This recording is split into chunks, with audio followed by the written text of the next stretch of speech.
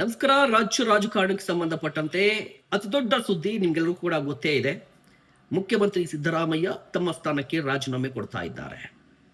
ಹಾಗಾದ್ರೆ ಸಿದ್ದರಾಮಯ್ಯನವರು ರಾಜೀನಾಮೆ ಕೊಡೋದಕ್ಕೆ ಒಪ್ಕೊಂಡಿದ್ದು ಯಾಕೆ? ಅವರನ್ನ ಒಪ್ಪಿಸಿದ್ದು ಯಾರು? ಮಾತನಾಡ್ತಾ ಹೋಗೋಣ. ನಿನ್ನೆ ದೆಹಲಿಯಲ್ಲಿ ರಾಹುಲ್ ಗಾಂಧಿ ಸಮ್ಮುಖದಲ್ಲಿ ಮೀಟಿಂಗ್ ನಡೆಯಿತು. ಮೀಟಿಂಗ್ನ ಆರಂಭದಲ್ಲಿ ಎಲ್ಲೂ ಕೂಡ ಸಿದ್ದರಾಮಯ್ಯನವರು ರಾಜೀನಾಮೆ ಕೊಡಬೇಕು ಅನ್ನುವಂತಹ ವಿಚಾರವೇ ಬರಲಿಲ್ಲ. ಆದರೆ ಲಂಚ್ ಬ್ರೇಕ್ನ ನಂತರ ಸಿದ್ದರಾಮಯ್ಯನವರು ರಾಜೀನಾಮೆ ಕೊಡಬೇಕು ಅಂತ ಹೇಳಿ ರಾಹುಲ್ ಗಾಂಧಿ ಅವರು ಮಾತನಾಡಿದರು. ಇದಕ್ಕೆ ಕಾರಣ ಸೋನಿಯಾ ಗಾಂಧಿ ಅವರು. ರಾಹುಲ್ ಗಾಂಧಿ ಅವರು ಲಂಚ್ ಬ್ರೇಕ್ನ ಸಂದರ್ಭದಲ್ಲಿ ತಮ್ಮ ನಿವಾಸಕ್ಕೆ ಹೋಗಿದ್ರು. ಆ ಸಂದರ್ಭದಲ್ಲಿ ಸೋನಿಯಾ ಗಾಂಧಿ ಅವರನ್ನ ಮಾತನಾಡಿದ್ರು. ಆಗ ಸೋನಿಯಾ ಗಾಂಧಿ ಅವರು ಡಿ ಕೆ ಶಿವಕುಮಾರ್ ಅವರಿಗೆ ಕೊಟ್ಟಂತ ಮಾತಿನ ಬಗ್ಗೆ ಪ್ರಸ್ತಾಪ ಮಾಡಿದ್ರು.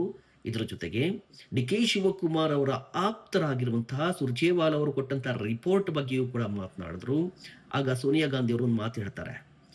ಸೋನಿಯಾ ಗಾಂಧಿ ಅವರು ಡಿ ಕೆ ಶಿವಕುಮಾರ್ ಅವರಿಗೆ ಮಾತು ಕೊಟ್ಟಿದ್ದೀನಿ, ಜೊತೆಗೆ ರಿಪೋರ್ಟ್ ಕೂಡ ಡಿ ಕೆ ಶಿವಕುಮಾರ್ ಅವರ ಪರವಾಗಿದೆ, ಹೀಗಾಗಿ ನಾಯಕತ್ವ ಬದಲಾವಣೆ ಅನಿವಾರ್ಯ ಅಂತ ಹೇಳ್ತಾರೆ.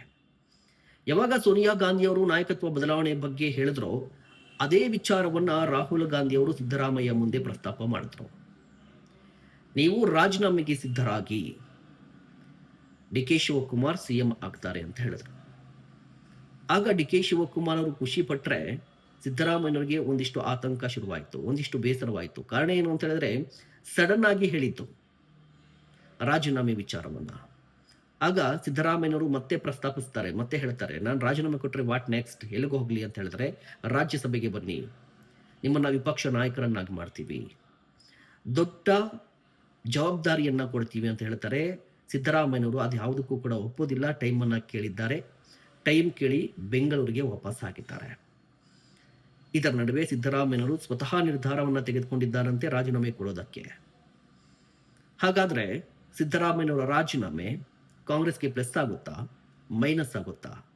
ಮುಂದಿನ 28ರ ಚುನಾವಣೆಯಲ್ಲಿ ಕಾಂಗ್ರೆಸ್ ನಿಜವಾಗ್ಲೂ ಕೂಡ ಗೆಲ್ಲುವ ಸಾಧ್ಯತೆ ಇದೆಯಾ? ದಯವಿಟ್ಟು ಕಮೆಂಟ್ ಮಾಡಿ. ನಮಸ್ಕಾರ.